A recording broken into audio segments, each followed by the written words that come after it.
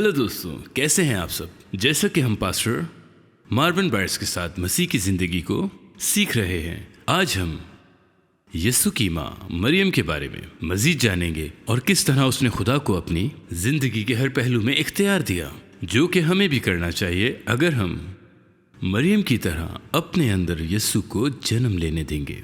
और अब हम पास्टर मार्विन बायर्स के साथ इस कोर्स को, जो मसीह की ज़िंदगी पर मुश्तमिल है, जारी करते हैं।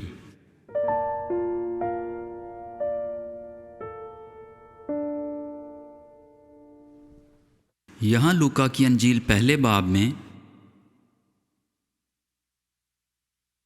29वीं आयत में जब उसने जब्राइल को देखा और जब उसने उसे देखा वो उस कलाम से बहुत घबरा गई और सोचने लगी कि ये कैसा सलाम है। वो उस वक्त जब्राइल फरिश्ते को देखकर घबरा गई थी। ये एक बिल्कुल ज़बरदस्त और नाकाबिले यकीन आयत है। शायद ये ऐसा नहीं लगता, लेकिन आइए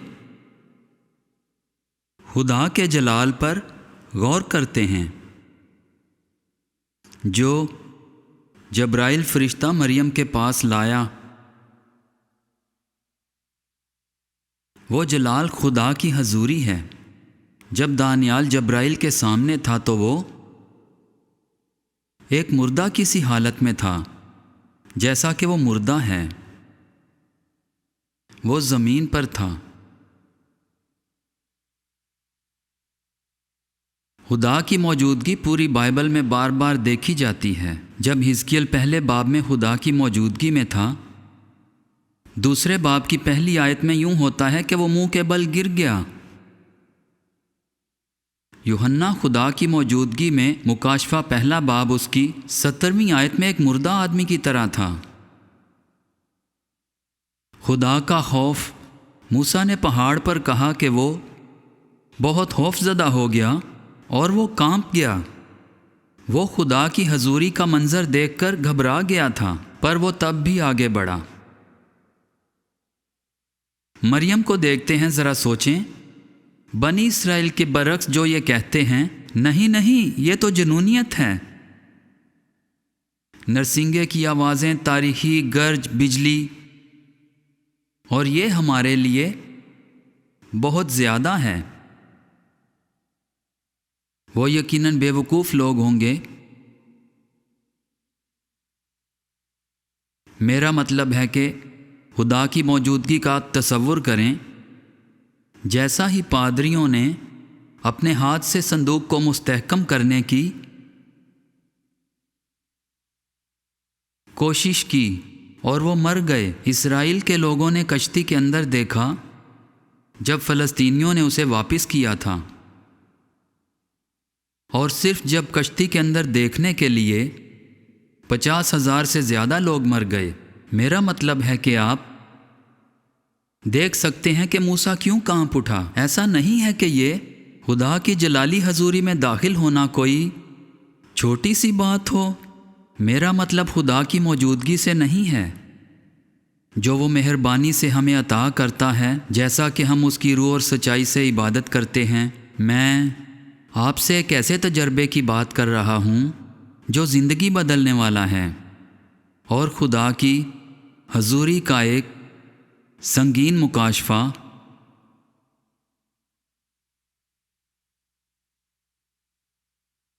मरियम उसकी मौजूदगी में आती है और बुनियादी तौर पर यह सब कहती है कि ये क्या है, ये किस किस्म का सलाम है। मेरा मतलब है, दानियाल एक मुर्दा की सी हालत में था, दूसरे अजीम लोग, और उसने कहा यह हैरत है, ये सब क्या है। ये आपको मरियम के बारे में क्या बताता है? ठीक है, मैं आपसे ये पूछता हूँ, आपके ख्याल में वो क्या वजह है कि लोग रूह के बारे में हमेशा मारे जाते हैं? दानियाल की तरह, बल्कि आजकल के लोगों की तरह जो आप जानते हैं। मैं उन लोगों के बारे में बात नहीं कर रहा जो ऊपर से धकेल दिए जाते हैं। نہیں، میں روح کے مارے جانے کی اصل وجہ کی بات کر رہا ہوں۔ کیا یہ روحانیت کی علامت ہے؟ میں آپ لوگوں سے پوچھتا ہوں کہ آپ کو یہ کیا لگتا ہے؟ یہ کس چیز کی علامت ہے کہ کسی کو خدا کی موجودگی کا ایک قطرہ اس سے زیادہ ملا ہے کہ وہ سنبھال سکے؟ آپ کو کیا لگتا ہے؟ یہاں تک کہ دانیال بھی برداشت نہ کر سکا، کیونکہ خدا کی حضوری کے سامنے انسان نہیں کھڑا ہو سکتا۔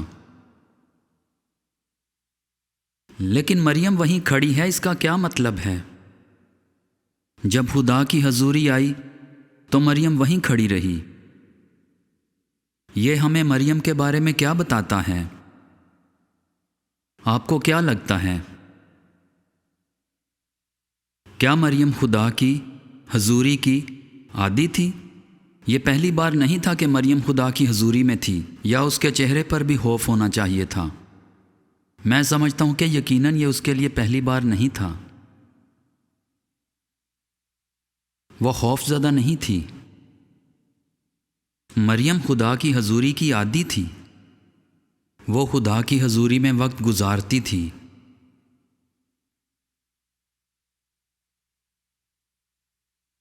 وہ قریب آئی۔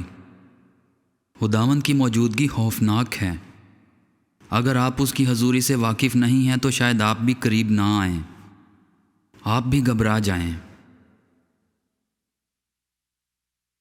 یہ خوفناک ہے، جسم کے لیے خوفناک ہے۔ لیکن مریم کی یہ خصوصیت بھی بہت اہم تھی کہ وہ کھڑی رہی۔ ہمیں خداوند کی موجودگی کے عادی ہونے کی ضرورت ہے، اس کے حضور میں زیادہ وقت گزار کر ہمیں اس کی حضوری کو تلاش کرنے کی ضرورت ہے۔ اس آخری وقت میں ہم خداوند کے حضور اس کے قریب کھڑے ہوں گے۔ جلد ہی اس کے حضور میں ہوں گے۔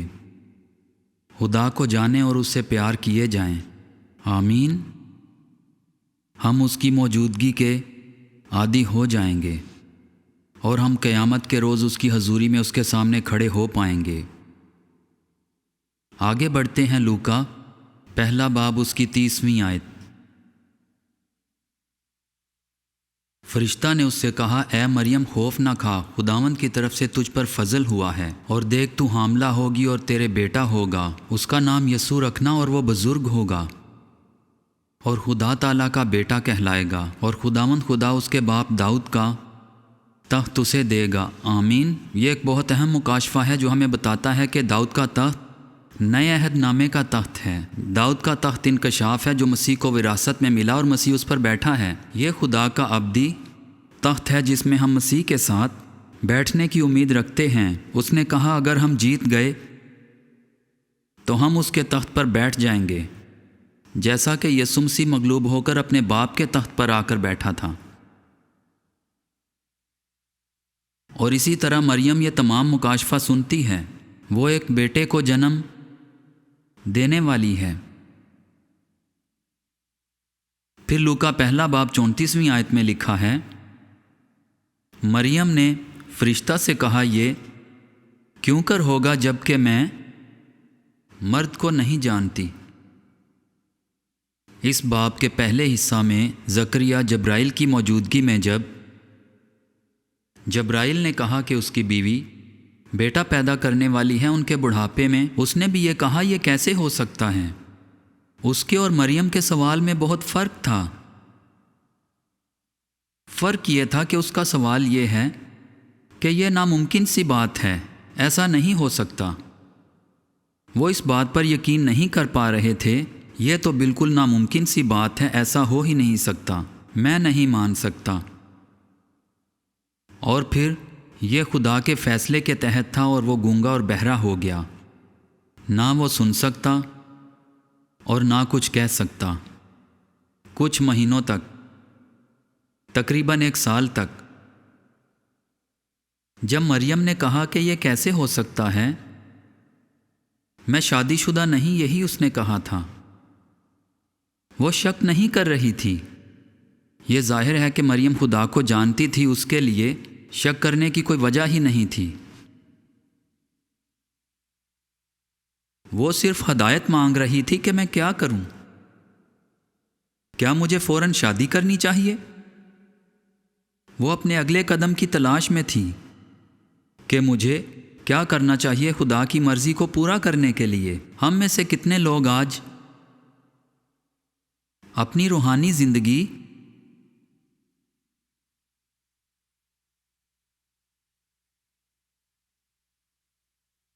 के अगले कदम को जानते हैं, यानी हमारा अगला कदम क्या होना चाहिए जो खुदा के कौल के मुआफिक हो? क्या हम इस बात को जानने में दिलचस्पी रखते हैं? क्या हम जानते हैं कि खुदा अभी इसी वक्त इन्हीं दिनों में हमसे क्या चाहता है? क्या इससे फ़र्क पड़ता है? अगर यह खुदा की तरफ से मुश्किल हुक्म है तो क्या हम तैयार हैं? इमसाल की किताब 14वां बाब उसकी 8वीं आयत में लिखा है, होशियार की हिकमत यह है कि अपनी राह पहचाने, अपनी राह को पहचाने। आप जानते हैं, यहाँ मरियम के अंदर जो है वो सामने आता है। आप जानते हैं कि खुदा की मौजूदगी में खुदा ने मुझे कई बरसों पहले दिखाया था कि यह लीमू की तरह निचोड़ा जा रहा है। जो उसके अंदर है वो बाहर निकलता है। इंसान के अंदर जो कुछ होता है वो रब की हजूरी में बाहर निकल आता है, उस आदमी की तरह जिसके पास एक हुनर था और वो खुदा के हजूर पेश हुआ।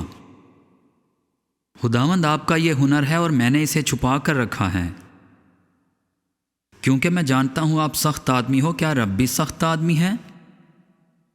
नहीं, वो बहुत मेहरबान और रहीम है। इसका खुदा के बारे में गलत तस्वुर था, लेकिन वो रब की हजूरी में बाहर आया तो मरियम के अंदर भी जो कुछ था वो वहीं बाहर निकल आया।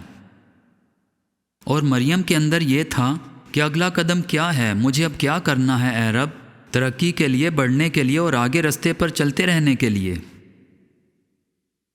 मरियम के बारे में तस्वुर करें, यह नाकाबिले यकीन है, लेकिन खुदा कहता है कि हम भी अगर चाहें तो अपनी ज़िंदगी में यह तजर्बा कर सकते हैं। सवाल यह है कि क्या हम भी ऐसा तजर्बा करना चाहते हैं? क्या हम चाहते हैं 30 साल बाद अपने बेटे यीशु के साथ रहने के बाद और ये जानते हुए कि वो कौन था और एक भी मौजज़ा नहीं देखा? उसने इबादत गाह में एक लफ्ज़ तक नहीं कहा, उसने कभी ये राज नहीं खोला, उसने ये राज किसी को नहीं बताया, अपने अंदर ही रखा और किसी को पता भी नहीं चलने दिया। यीशु मसीह बढ़ई की दुकान पर काम करता था। वो कहते हैं कि वो बढ़ई था।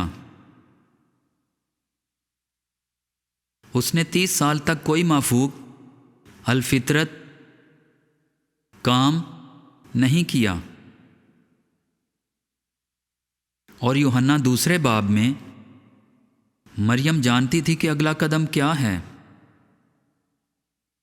वो जानती थी कि यीशु मसीह उस दिन काना की शादी में कुछ करने वाला है। मरियम उससे कहती है कि उनके पास मैं ख़त्म हो गई है। खैर ठीक है, तसव्वुर करें कि कुछ लोग सोचते हैं कि यीशु उसकी बेइज्जती कर रहा था जब मरियम ने उससे कहा। यीशु ने कहा, ए औरत, मुझे तुझसे क्या काम? नहीं, यीशु बिल्कुल बेइज्जती नहीं कर रहा था। उस लम्हे मरियम पर उसके असरात का तसव्वुर करें, क्योंकि वो जानती थी कि यीशु क्या कह रहा है। मेरा मतलब है वो उस वक्त एक औरत थी, माँ नहीं, और वो ये बात जानती थी कि यीशु क्या कह रहा है। सब काम ख़त्म हो गया है, वो रिश्ता ख़त्म हो गया है और अब हम एक नए दौर में हैं। और वो जानती थी कि वो अब अपनी वजारत शुरू करने वाला है। वो जानती थी कि अगला कदम क्या है। मेरा मतलब है कि ये बहुत ही हैरत अंगेज़ और बेहिस है। ऐ खुदावन, मेरे लिए अगला कदम क्या है?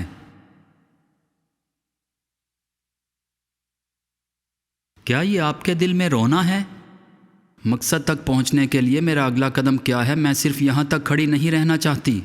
جہاں میں روحانی طور پر ہوں، میں ترقی کرنا چاہتی ہوں، میں آگے بڑھنا چاہتی ہوں اور منزل تک پہنچنا چاہتی ہوں۔ ایسے قدم میں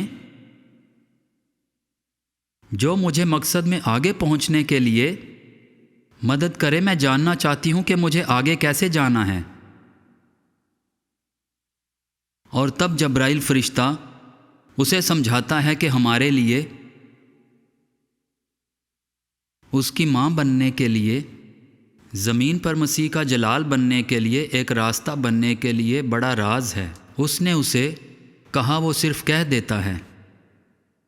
نہیں، بالکل نہیں، تمہیں شادی کرنے کی ضرورت نہیں ہے، یہ اس طرح پورا نہیں ہونے والا، یہ مقصد پورا ہونے کا طریقہ نہیں ہے۔ لوکا پہلا باب 35ویں آیت میں لکھا ہے، اور فرشتہ نے جواب میں اس سے کہا کہ اس نے کہا کہ روح القدس تجھ پر نازل ہوگا اور خدا تعالیٰ کی قدرت تجھ پر سایہ ڈالے گی، اس سبب سے وہ مولود مقدس خدا تعالیٰ کا بیٹا کہلائے گا۔ آمین۔ دوسرے لفظوں میں خدا خود بیج لگاتا ہے، اور میں روح القدس کے ذریعے یہ ایک فطری بیٹا نہیں ہوگا، یہ ایک مافوق الفطرت بیٹا ہوگا۔ واہ، کیا زبردست بات ہے! یہ ایک خدا سے پیدا ہونے والا بیٹا ہوگا جو خدا سے پیدا ہوا ہے، نہ کہ کسی آدمی سے، صرف اور صرف خدا سے۔ اگر ہم خدا کے بیٹے کی زندگی کو سامنے لانے کے لیے راستہ بننے جا رہے ہیں تو روح القدس ضرور آئے گا۔ فطری شادی کا رشتہ ہی اس کا انکشاف ہے۔ خفیہ جگہ میں وہ قدرت ہوتی ہے اور باپ کی زندگی کا کچھ حصہ ماں میں جمع کیا جاتا ہے۔ مریم کو ظاہر ہے کہ خداوند کے ساتھ اور خداوند سے ملاقاتوں کے ساتھ قربت تھی، اسے پسند تھا۔ وہ خدا کی قربت میں رہنے کی عادی تھی، اس کو یہ بات بہت پسند تھی، جس سے وہ باہر نکلی اور اسے معلوم ہوا کہ آسمان سے کوئی چیز اس کے اندر رکھی گئی ہے اور وہ پھر کبھی پہلے جیسی نہ ہوگی۔ وہ وقت اور وہ لمحہ اس کے لیے بہت قیمتی اور بہت خاص تھا۔ اے رب، ہمیں اس گھڑی میں عطا فرما، ہمارے پاس جو کچھ ہے ہم اس سے بے حس ہیں، گناہ گار ہیں، بے فکر مطمئن، ہمیں بالکل نہ ہونے دے۔ ہمیں خدا کی تلاش ہونی چاہیے۔ مکاشفہ 12ویں باب میں عورت تکلیف سے روتی ہے۔ کیا ہم بھی خدا کے سامنے روتے ہیں؟ یسوع نے خود سخت روتے اور بھرپور آنسوؤں کے ساتھ دعا کی۔ یسوع یہاں ہمیں دعا کرنے کا طریقہ کار سمجھاتے ہیں۔ میں سیکھنا چاہتا ہوں جیسے کہ پہلے کبھی نہیں۔ کیا آپ کرتے ہیں؟ سخت رونے اور آنسوؤں کے ساتھ دعا کرتے ہیں؟ میں اس کے بارے میں جنونی ہونا چاہتا ہوں اور روح القدس کے ذریعے خداوند کو تلاش کرنا چاہتا ہوں جب تک کہ وہ سامنے نہ آ جائے۔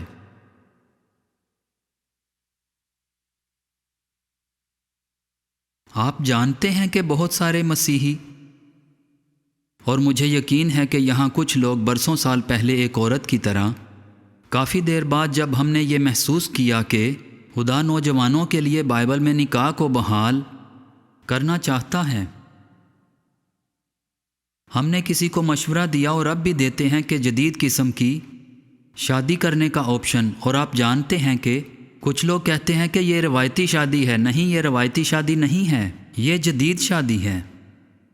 آپ جانتے ہیں کہ خدا کا راستہ ہمیشہ منگنی ہی تھا اور منگنی ہے، لیکن نوجوانوں کے پاس ہبرون کی وراثتوں میں سے اب بھی یہ اختیار موجود ہے۔ اگر وہ جدید شادی کرنا چاہتے ہیں جہاں کوئی منگنی نہیں ہے تو یہ ان پر منحصر ہے۔ میرا مطلب ہے کہ کسی نوجوان عورت نے اور اس کے شوہر نے والدین کے دباؤ میں آ کر یہ فیصلہ کیا کہ وہ ایک جدید شادی کریں گے कोई मंगनी नहीं करेंगे। और मैंने उसे समझाया। मेरी बीवी भी उस वक्त वहाँ मौजूद थी, लेकिन आप नहीं समझ सकते। मतलब कि कदम ब कदम जाना और आहिस्ता आहिस्ता।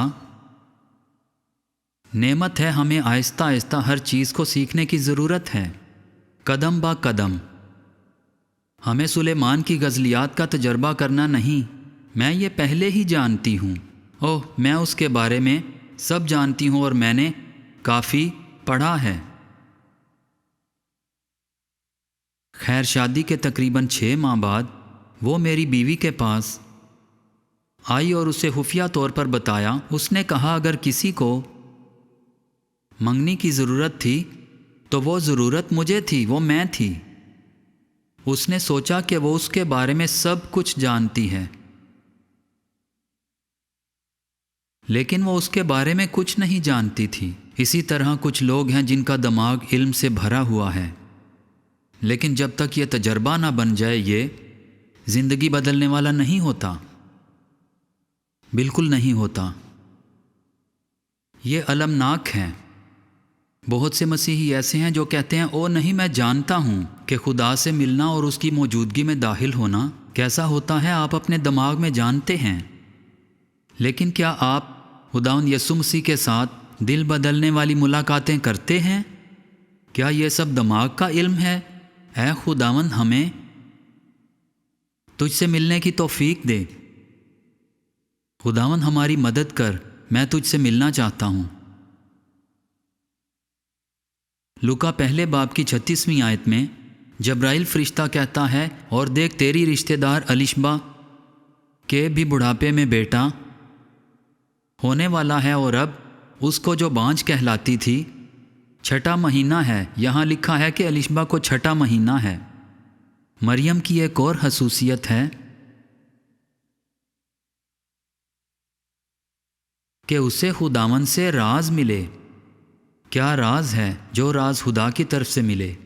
इस राज के बारे में लूका की किताब पहले बाब में हमें पहले ही बता दिया गया है कि अलिशबा खुद को छुपा रही थी, किसी को उसके बारे में मालूम नहीं था।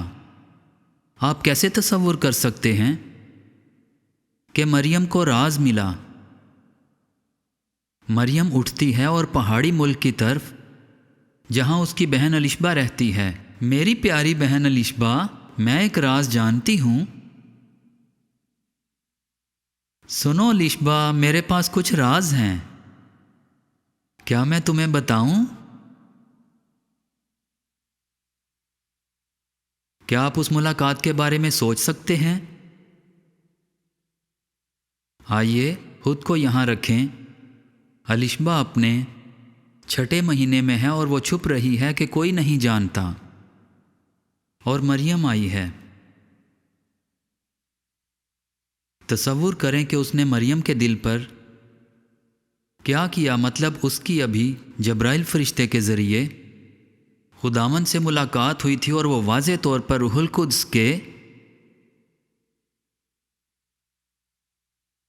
अपने ऊपर आने का तजर्बा कर चुकी थी। लेकिन क्या वो मुकम्मल तौर पर इस बात का यकीन कर सकती थी? क्या कुछ दिनों बाद क्या वाकई जब्राइल फरिश्ता ही था?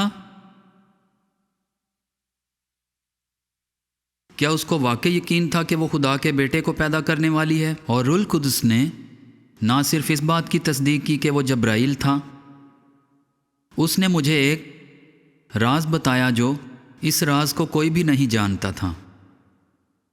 बल्कि रूहुल कुद्स उसी लम्हे अलिशबा पर भी नाजिल हुआ और उसने कहा, मुबारक है वो जो ईमान लाई है, और ये क्या है कि मेरे रब की माँ मेरे पास आई है। रूहुल कुद्स अलिशबा के ज़रिए बोल रहा था, और हम कहते हैं कदीम अहदनामा में उनके पास कुछ नहीं था, कि उनके पास वो नहीं था जो हमारे पास है। ज़रा तसव्वुर करें कि हमें इसका अंदाज़ा भी नहीं है कि उनकी ज़िंदगी कैसी थी। उनके पास खुदा का जलाल था। यूहन्ना बपतिस्मा देने वाला वहीं पर रहम में रूहुल कुद्स से मामूर हो गया, और ज़करिया भी उसी लम्हे रूह से भर गया। मेरा मतलब है हाँ, यूहन्ना को पेशरो के तौर पर चुना गया और वो यहाँ खुदा के हजूर में है। वो अभी 6 महीने का है और यस्सु अभी मरियम के रहम में हामला हुआ है और ज़करिया रूल कुदस उस पर आता है। आप इसे बाद में पढ़ सकते हैं, ठीक है? वाह, क्या पैगंबराना कलाम है। और उनके पास कुछ नहीं था, वो बिल्कुल नहीं जानते थे जो हम जानते हैं। क्या गरूर, क्या अंधापन उनके पास भी। रब की शान थी, आमीन। और हम देखते हैं कि यहाँ मरियम ने राज हासिल किया। दानियल की किताब हमारे लिए एक मिसाल है। दूसरे बाब में वो अपने 3 दोस्तों से कहता है, आइए रब से दुआ करें और ये राज हासिल करें ताकि हम बाइबल के तमाम दानिशमंदों के साथ ना मरें। हमें उस आखिरी वक्त में राजों की ज़रूरत होगी जो आने वाली चीज़ों से महफूज रहती रहें। शैतान आपके लिए मंसूबा बना रहा है। अगर आप रब के साथ मुखलिस और संजीदा हैं तो वो आपको मारना चाहता है, लेकिन खुदा के पास भी आपके लिए एक मंसूबा है और उसका मंसूबा ये है कि वो आप पर शैतान के मंसूबे को जाहिर करे। और शैतान कहता है कि मैं इसे मार डालूंगा, और इससे पहले कि आप उसके धचके से नीचे की तरफ आ गिरें, खुदा आपको यहाँ ले जाएगा। फैसला आप पर है कि खुदा जहाँ आपको लेकर जाना चाहता है आप वहाँ जाएं, या फिर उसके धचके से आप नीचे की तरफ जा गिरें। हमें राज की ज़रूरत है। हमें यह समझने की ज़रूरत है कि खुदा हमसे क्या कह रहा है। हमें गौर करना है। अब वक्त आ गया है कि हम खुदा की आवाज़ को सुनें और उस पर गौर करें। 24वां ज़बूर उसकी 14वीं आयत में खुदावंद के राज को वही जानते हैं जो उससे डरते हैं। कितने लोगों को याद है, हमने इसका पहले भी जिक्र किया है, हम खुदा का खौफ कैसे सीखते हैं? हाँ, दया देकर। मेरा मतलब है खुदा हमें कुछ नहीं देगा अगर उसका दिया हम उसे वापस ना दें, जिसका ना सिर्फ वो मुस्तहिक है बल्कि उसका क्या है, वो हमें कुछ नहीं देगा। खुदावंद के राज को वही जानते हैं जो उससे डरते हैं। लूका 1 बाब उसकी 38वीं आयत को जारी रखें। मरियम ने कहा, देख मैं खुदावंद की बंदी हूँ, मेरे लिए तेरे कौल के मुआफिक हो। तब फरिश्ता उसके पास से चला गया। आमीन। आप जानते हैं कई सालों तक मैंने इस आयत को कई बार पढ़ा, और जब मैं इस आयत को पढ़ता था और सोचता था कि छोटी आजिज़ी है या फिर क्या, मैं समझ नहीं पा रहा था। मैंने बहुत कोशिश की मगर नहीं समझ पाया। देख मैं खुदावंद की बंदी हूँ, मेरे लिए तेरे कौल के मुआफिक हो। वो ऐसा होता जैसे जब्राइल फरिश्ता आपके पास या मेरे पास आए और फरमाए, आप चर्च की तारीख में अजीम रसूल बनने जा रहे हैं। मेरा मतलब है कि वो जो मरियम से कह रहा था वो उससे भी बड़ा था। आपको तमाम नस्लें मुबारक कहेंगी, आप आदम की नस्ल के निजात दहिंदा को पैदा करने वाले हो। लेकिन वो आता है और कहता है कि आप दुनिया के सबसे बड़े रसूल बनने जा रहे हो। क्या आपके लिए ये कहना मुश्किल होगा कि मेरे लिए तेरे कौल के मुआफिक हो? मैं आपसे पूछता हूँ, आप बताएं, अगर आपकी ज़िंदगी में ऐसा हो तो, और आप अपने ही अंदर शायद कहें, मुझे लगता है कि खुदावंद तूने मेरे लिए बहुत अच्छा इंतखाब किया है।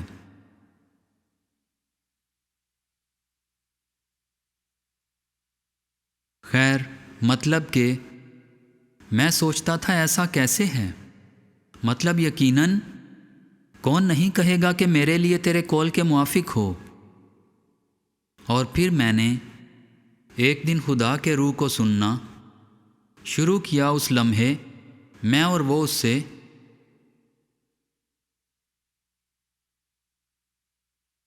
کہہ رہا تھا کہ مریم تم یوسف سے محبت کرتی ہو؟ اور ہاں، یوسف بہت سیدھا اور اچھا ہے، خدا پرست نیک آدمی ہے، میں اس سے اپنے پورے دل سے پیار کرتی ہوں۔ یوسف ایک بہت اچھا انسان ہے اور میں اس سے بہت محبت کرتی ہوں۔ وہ پہلے ہی اس سے منگنی کر چکی تھی، یاد ہے؟ مریم یوسف نہیں سمجھے گا، وہ اس بات کو بالکل بھی برداشت نہیں کرے گا۔ یوسف قربان گاہ پر ہے، میرا مستقبل قربان گاہ پر ہے، کیونکہ ان دنوں میں کوئی کنواری عورت حاملہ پائی جاتی تھی، وہ بنیادی طور پر اس کی زندگی کا خاتمہ ہی ہوتا تھا۔ ان دنوں خواتین کے پاس روزی کمانے کا ذریعہ کوئی خاص نہیں ہوتا تھا۔ اگر وہ شادی نہ کرتی تو وہ شاید پوری زندگی بھوک و افلاس کا شکار رہتی۔ میرے لیے تیرے قول کے موافق ہو۔ لیکن مریم، کیا تم اپنے ماں باپ سے محبت کرتی ہو؟ میں ان سے بہت محبت کرتی ہوں، انہوں نے مجھے بڑا کیا ہے کہ میں آپ سے محبت کروں اور آپ کے ساتھ چلتی رہوں، اور میں ان کی زندگی کا ایک پھل بنوں۔ لیکن مریم، آپ کے والدین یہ بات نہیں سمجھیں گے، وہ اس کو مسترد کر دیں گے۔ خدایا، میرے لیے تیرے قول کے موافق ہو، میرے والدین قربان گاہ پر ہیں۔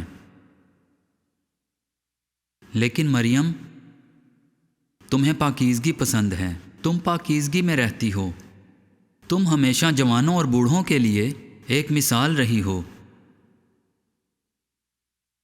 تم جانتی ہو کہ اچھا نام ایک قیمتی مرہم سے بہتر ہوتا ہے، یہاں تک کہ خداوند کا بھی تم جانتی ہو کہ ایک اچھے نام کو ہمیشہ دولت سے زیادہ چنا جاتا ہے۔ مریم، تمہارا نام برباد ہو جائے گا، تمہاری شہرت خراب ہو جائے گی،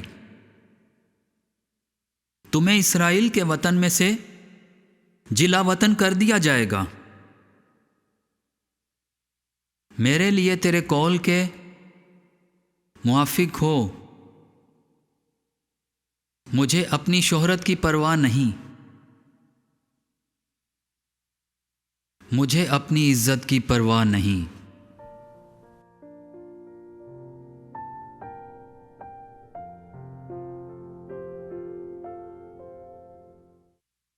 تو آج ہمارے پاس اتنا ہی وقت تھا۔